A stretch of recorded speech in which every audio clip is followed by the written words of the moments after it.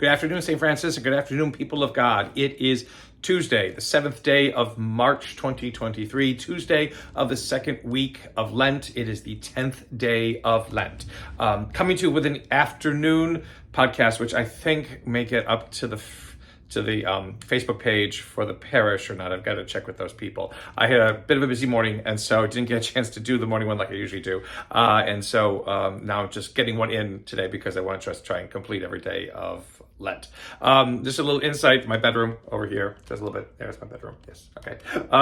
Just going to my bedroom this afternoon, just getting together with a couple of things and trying to clean up some loose ends. But today's, just a little bit for today, Isaiah speaks about the Hebrews getting their act together. And so, and basically doing what must be done, doing what God asks them to do, which is care for one another, especially care for those who are marginalized, care for those who are neglected, care for those who have no one else to care for them, because that is the witness Israel is to give to the world. It is not about the rich and the powerful. It is not about trying to become more of what we are according to the world's terms and what the world understands, what the world values.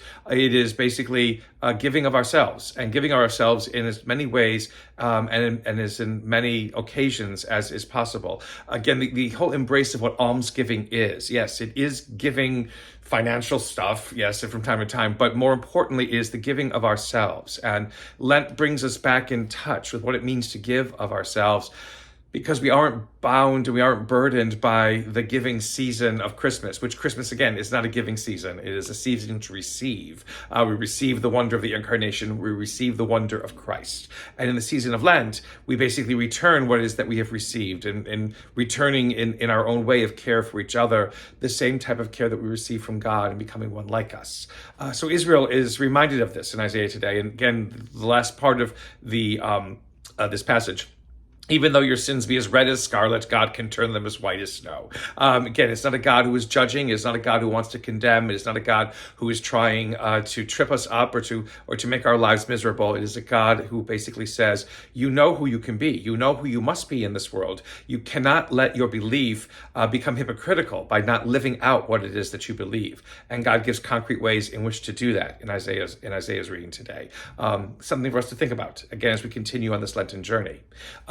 In Matthew's gospel, Jesus, again, this is another slight against the Pharisees. And the thing about that, to observe what the Pharisees teach, but do not follow their example, because again, they are hypocritical in their whole approach to this. They want to make people do all these difficult kinds of things, and they want to lay upon burden and obligation upon people, and yet they do not lift a finger.